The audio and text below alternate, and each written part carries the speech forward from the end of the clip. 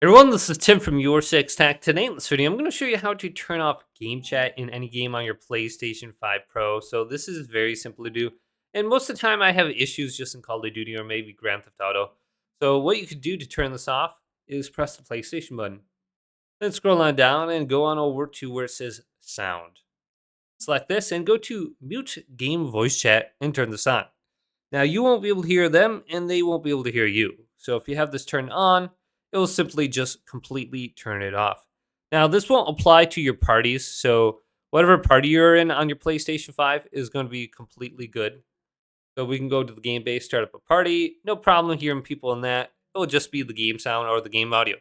Just remember to turn this off when you actually join a friend and you want to hear their voice chat. Otherwise, you will completely forget and you won't hear them and you won't know how to unmute their microphone.